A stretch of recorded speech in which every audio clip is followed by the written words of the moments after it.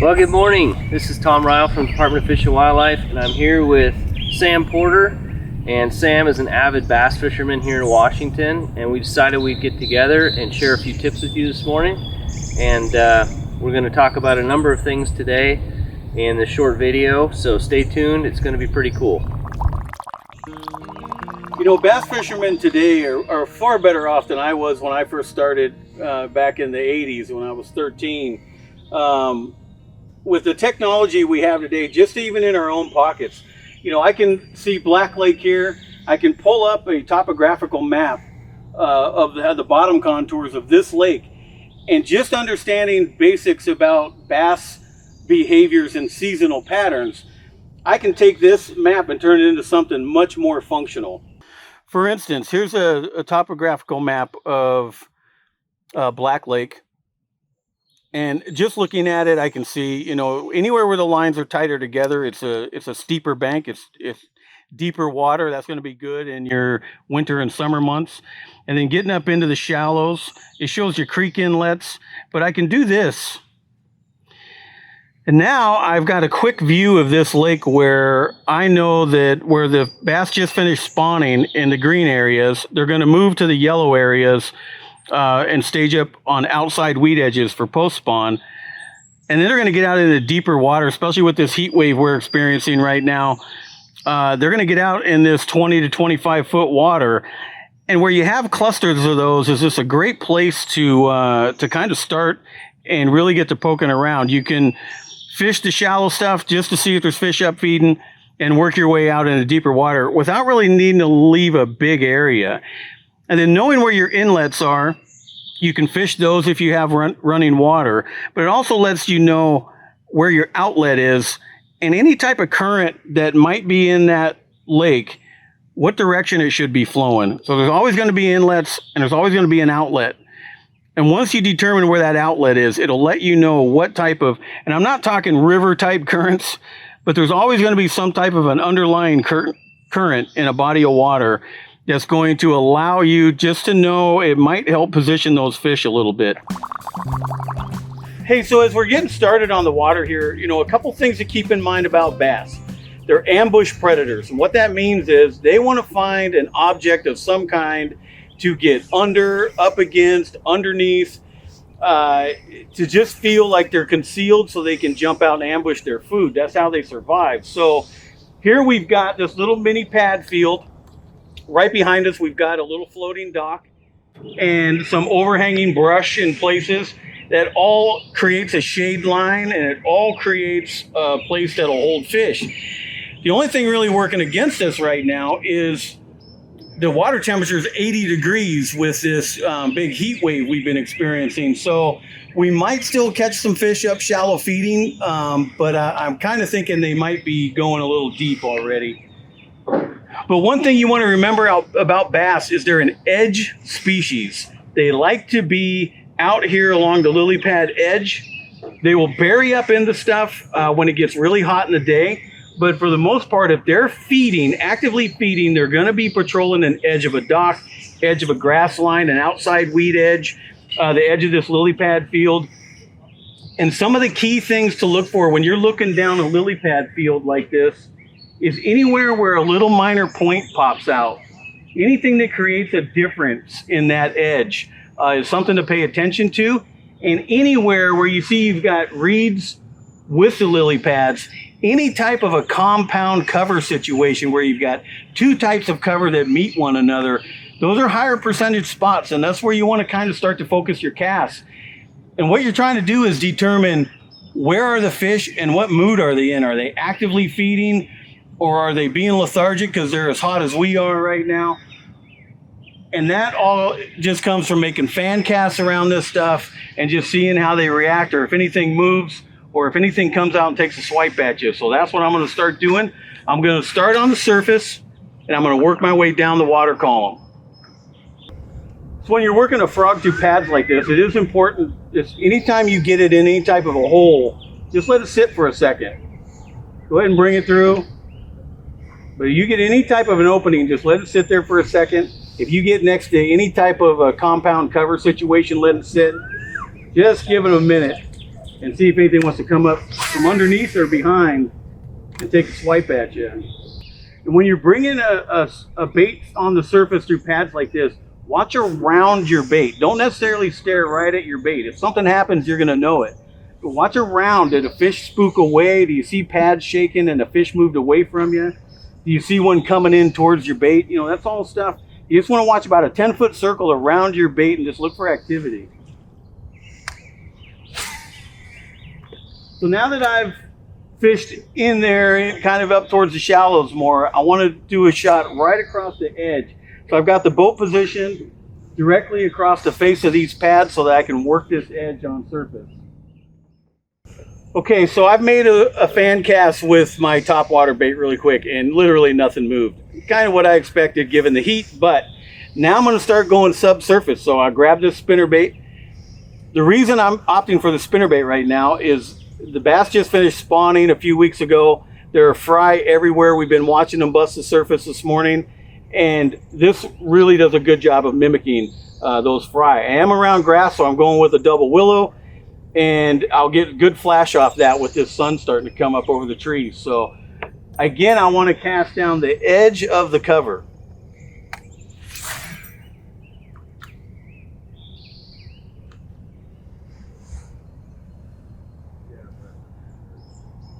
There's just a slow, steady retrieve with a little pause here and there. When you pause that bait, it allows those blades to flutter. You get more flash, and it kind of just looks like a dying bait fish. So you can't see it, but right now I've got a little bluegill that was sniffing my line as I reeled that in. That's a good sign. So we now know a forage option for the having bluegill in the lake. So we're on to a good color right there, but definitely keep that in mind. Bluegill, perch, trout, they're all forage options for bass. I've worked this edge with something a little subsurface and really not a lot going on. So I'm going to jump through the pads with the punching rig. And it's the bobber stop, it's the skirted weight, and then a piece of plastic, looks like a crawfish in this case. And I'm just going to push through and see if I can't get down. If they're relating a little bit more to the bottom, it's just something that gives me an opportunity to get down there and get in front of them. So with this rig, you actually move it pretty quick because you're going to throw it out there, you let it sink. When it gets to the bottom, you're going to lift it 2 to 5 times, depending on the thickness of the vegetation. And you're going to bring it in and do it again. And you're just going to work along a pad field or a reed line like that fairly rapidly. And again, looking for combined cover. So, anywhere where there's 2 different types of cover, like this log coming up in the lily pads. The smallest hole usually I'll try to hit just because it offers more cover around it. And then anywhere out here where the pads come out and make a point, it's going to be another good option.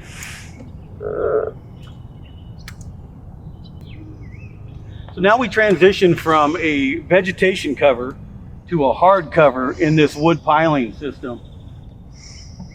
And it's still a very viable cover for bass. And it's a more vertical cover, so the bass can come up and down it throughout the course of the day without really having to expend a lot of energy. And I really like fishing vertical cover. It just gives you the option. You can hit every single phase on one piece, on one target. You can bring a surface lure past it.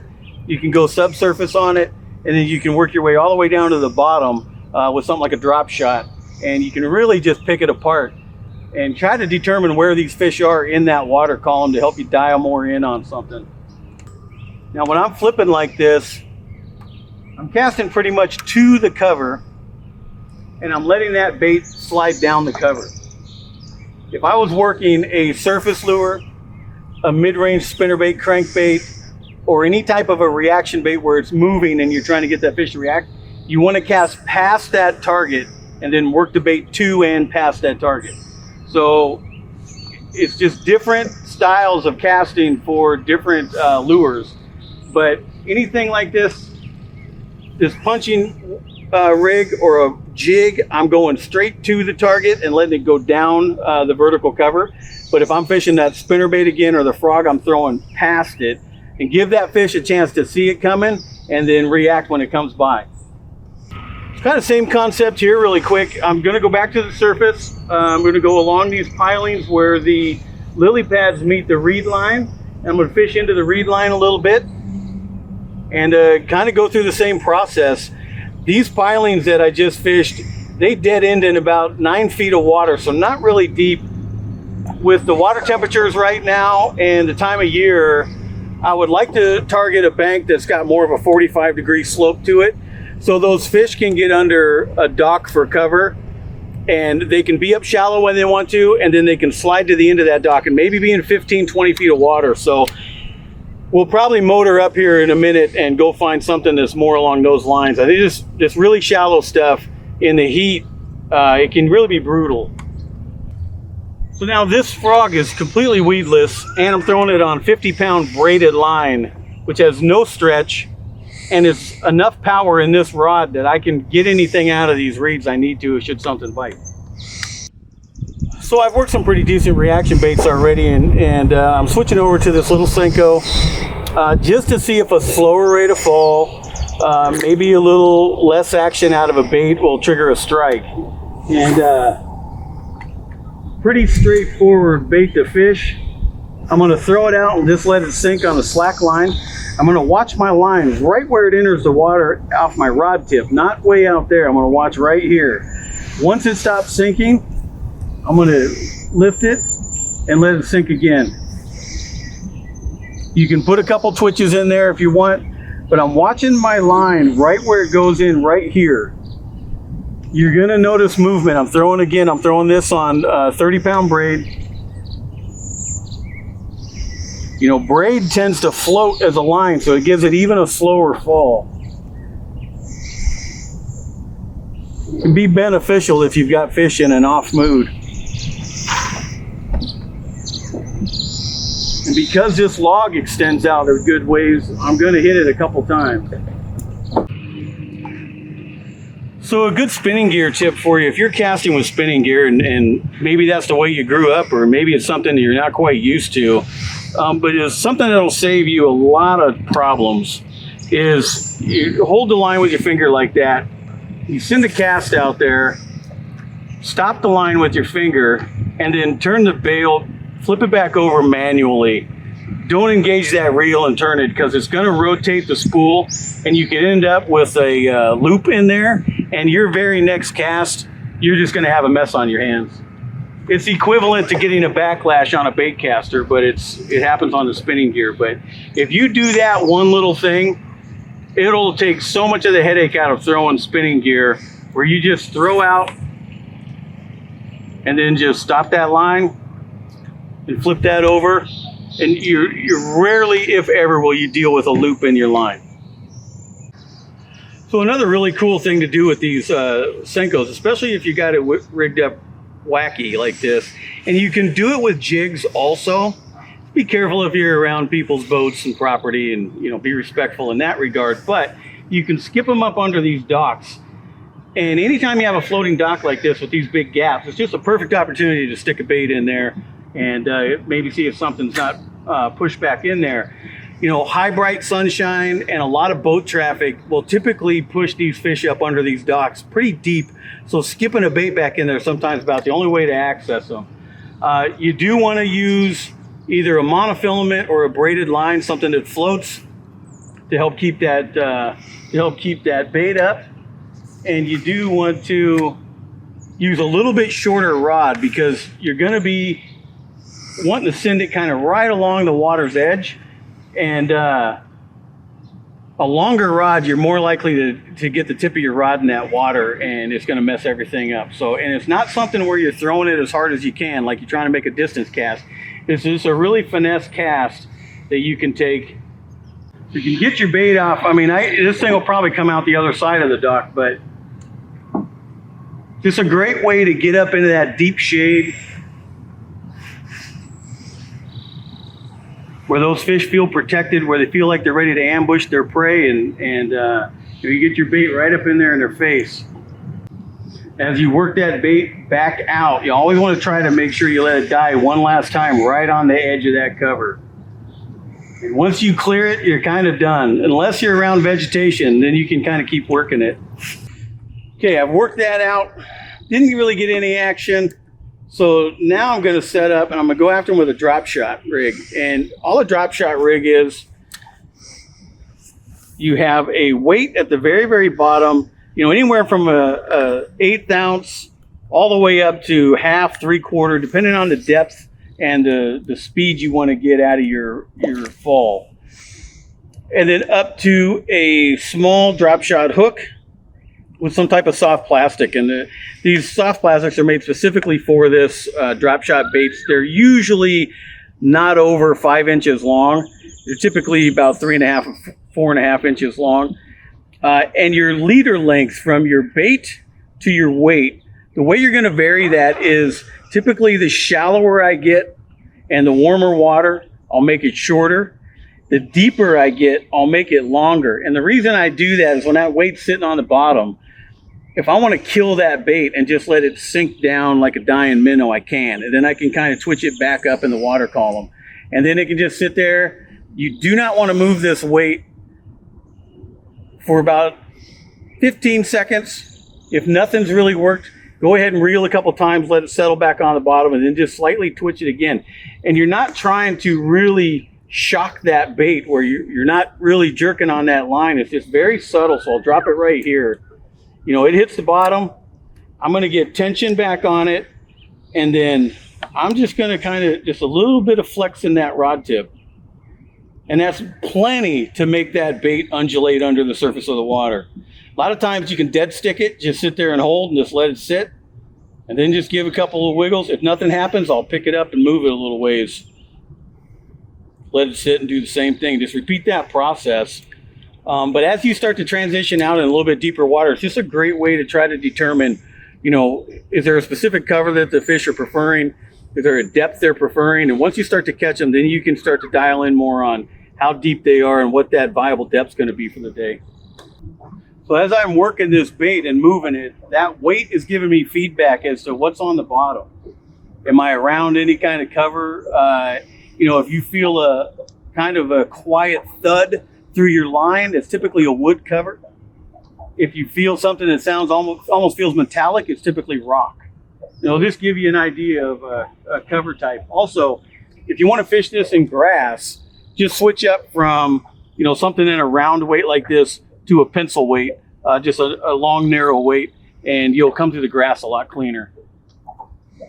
Fish and wildlife boat launches, typically they throw down a bunch of gravel first. So you've got like a harder chunk rock, and then you've got the flat concrete, and that just makes a nice little transition area right there. It's a good place to, I'm going to throw this jig along both sides of this and just see if something's up here.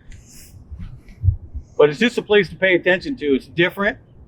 Typically it's not the same as the surrounding cover, so it just kind of stands out and it can hold fish pretty well. Also, this particular boat launch, I'm looking right over here, you got a little creek inlet just kind of blowing right out onto it. On your jigs, you just really want to feel that bottom. You just kind of keep them bouncing along. There's not a lot of input to them, just enough to kind of make those tails kick and just feel what's down there on the bottom. And typically a jig bite is just going to feel like a snap on your line, just a thunk. It's hard to, but those fish will come nose down on it, flare their gills, open their mouth, and they just pick it up off the bottom. You just feel a little tick on your line. And the old adage in bass fishing is, when in doubt, set the hook. If you think something feels alive, just set the hook. There's nothing wrong with setting the hook and nothing being there, but you know, a 5-pound bass can pick up this little jig and spit it out before you even know he was ever there. So if you're ever in doubt, or you think, why can't I feel bottom, or what's going on, just set the hook just to make sure that it's not in something's mouth. Or, you know, always watch too for your line to start swimming off. And that's usually, they'll pick it up, you don't feel it, and all of a sudden your line's going a different direction. Reel down and set that hook. So just to go really quick, your basic jerkbait. This is a suspending jerkbait. It'll get down to the, you know, 5 to 8 foot range. And it's a simple cadence on these things, and where you want to give it a cast out, just a medium cast, you don't really got to heave them. And then when you reel down a couple cranks just to get it down to depth, and then it's just a couple kicks, and always send that rod tip back towards the bait so you're giving it slack. And that allows that bait to really kick back and forth like it's supposed to. So you always want to, you know, a couple kicks, a couple good twitches, but always down and then the rod tip right back towards that bait. So it just allows that bait that freedom of movement to sling back and forth like it's supposed to. And if a fish grabs it, you've got 3 treble hooks on there, and there's going to be no problem knowing that they've got it, because they're going to pull your line tight, or the next time you go to impart action on that bait, they're going to be there and you're going to feel them, and you're just going to load up on them and reel them in. So this is a great for especially early season in the spring. You get bass that are just a little on the lethargic side, moving up for pre-spawn, and you know, something that can have a little bit of action and they just sit in their face is pretty good. As the water heats up like it is now, you maybe speed that up a little bit and force that reaction bite. So I'm going to give it, you know, going 2, spinning that reel, and I'm going 2. Where in the winter time or the colder water, I might hit that twice and let it sit there for 10 to 15 seconds and then hit it again. So it's just something that you got to vary around with it. You know, the primary thing to remember, and what makes bass fishing so much fun, is you are the bait. It's very interactive, and you have to impart some type of action on the majority of these baits to get those fish to react or commit. So unlike, you know, trolling or something like that, where you kind of set up all your gear, you put it in the water, and then you wait, this is nonstop action. It's nonstop work. You're always kind of trying to figure out a different rhythm or a different cadence or something that's going to trigger a bite. And you can really burn through the bait selection while you narrow that in and finally get on to whatever they're wanting to eat. But the number one thing I tell everybody, especially when they're just starting out so they don't get frustrated, is the fish have a say in the matter too. And just because you want to catch them doesn't always mean they want to be caught. So, you know, when you've got this much forage, this kind of record-setting heat, and these kind of conditions, I've seen a good dozen bass already, and I've watched them look at my bait, and they really didn't seem to care about anything so far, but we'll see if we can change that. Crankbait, on the other hand, put that down. So this bait right here, it looks like a bluegill, designed to run about 6 feet, and it's just a cast and retrieve. If left on its own, this bait will float. So it's not a suspending bait, it's not a sinking bait, it's a floating, but that lip will bite in the water and it'll just swim down to depth, and then it'll continue along that depth until it gets close enough it starts to rise back up towards the boat. So it's just a steady retrieve. If you can make contact with any of the cover that's down there, that's excellent. Tick the top of grass, or, you know, hit into a piece of wood or something, or rocks. Really good around rocks, especially in Eastern Washington. But you get it down there and you can go a nice slow steady retrieve like this. You can kind of speed it up, stop it, speed it up, stop it. You can burn it. And again, these are all things that you need a fish to react to tell you that that's the right cadence. And then once that happens, you want to continue with that cadence. So if they hit on a pause, you want to make sure you continue to pause that bait at times. If you sped up to burn it back to the boat, you want to maybe start reeling that thing faster, or even cut it off and put it on a combo that has a faster gear ratio reel. All things you can glean from a bite. You know, when a fish strikes, that's when they start giving up the information, and you start to get those pieces of the puzzle to put together for the day. You know, when you're not having any luck, it can get frustrating, but it just means you're just not doing something right. There's always something that'll give these fish to strike. You just got to keep kind of mixing it up until you figure that out. You know, I tell a lot of new guys that you'll never see a tournament where everybody in that tournament got skunked. that means somebody figured something out, caught fish. In the history of tournament fishing, there's never been a tournament, I don't think that I know of, correct me if I'm wrong, but where everybody in the tournament got skunked. So there's always a way to get these fish to bite. There's always a way to catch them. You just got to figure it out. And for me personally, the times where I struggle bring me back out fishing more than the times when I just smash them. So, you know, to each their own, and get what you want out of bass fishing, and you'll find your path in doing this, and just run with it. There's something for everybody in bass fishing. It's just literally, it's a sport for all comers. And whatever you want to do and whatever you feel the most comfortable and confident in, you can get really proficient at it and make it work in almost every season.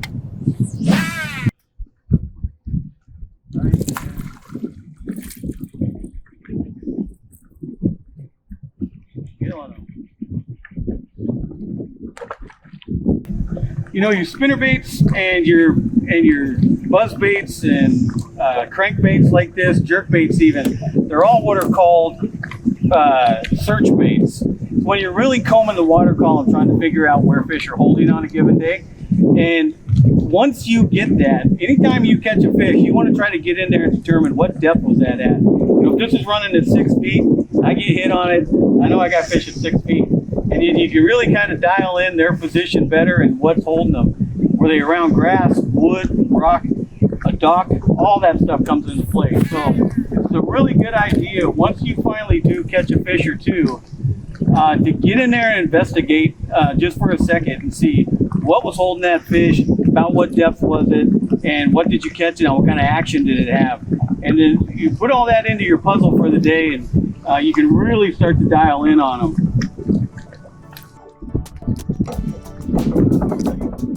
It's a big one, good largemouth. He's kicking out. Buddy, we need you. Here, you little.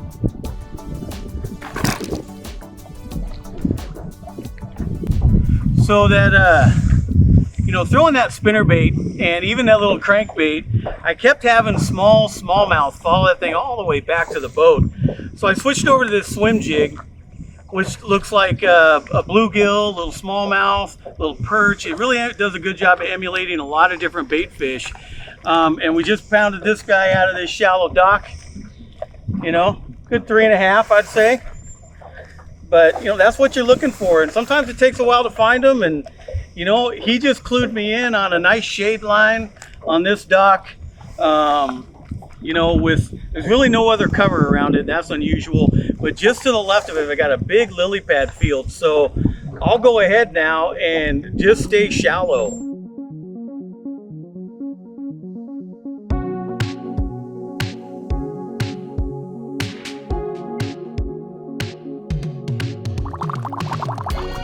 Well, we had a great day on the water, a great morning on the water. It's going to get hot today. But Sam, I just want to thank you for coming out and teaching our audiences out there a little bit about your techniques and all the expertise you have. We had a great day. We saw a huge bass. Oh my gosh. Yeah, I'll be having dreams about that one. It's a beautiful fish. Yeah, and we ended up landing a couple fish, boated a couple fish. So even despite tough conditions, if you're persistent and you try your different types of lures in different parts of the water column from top water all the way to the bottom, and work that cover and structure that holds fish, you can be successful even in the tough conditions. So, Absolutely. So hey, wanted to find out, how do people get more of your content? I know you've got a lot of bass content out there. Yeah, I started a YouTube channel kind of just so I could watch back some of my own fish catches and enjoy them in the wintertime when fishing's slow and stuff like that. But it just turned into a desire to want to teach people and help get more people out to get some of the things that I've gotten out of the sport over my lifetime. My YouTube channel is Porter Pursuits, and it's the same on Instagram as well. Okay. Even though Instagram is more just photos and look what I caught type of thing, but I try to get as detailed as I can on my YouTube channel. again, just so somebody can watch it, take one technique and just go out and try to get proficient with that technique and then build on it. You know, it can be very daunting and very overwhelming looking at the myriad of techniques and tackle and baits for bass fishing, but it's something that you can keep really simple and have fairly consistent success with. So, well, we saw that today. I mean, yeah, you were using a kind of a green pumpkin colored swim bait and some jigs and a bunch of some crankbaits and spinner baits, and just kept running through the gauntlet of different types of baits. The fish will tell you what they want, and when that 3.5 hit that swim jig, after all the follows that we had so many fish following the bait back to the boat on every lure, but they were smallmouth or small little bluegill, and I just decided to start throwing that swim jig around because it just emulates both of them so well, and start hucking that thing around, and it wasn't too long in, and that 3.5 told me I was on the right path. That's right. And if that 8-pounder had a little more, maybe it was a little cooler and she was feeling it, we'd have had a great catch for you. But it was beautiful just to see that fish. I even love just seeing them, but I would have loved to have hooked that one. That'd have been well, for another day. We're here at Black Lake. Yeah, we're here at Black Lake in Thurston County, and signing off for Bass Week. Thanks for tuning in, and we'll see you on the water another day. Thank you.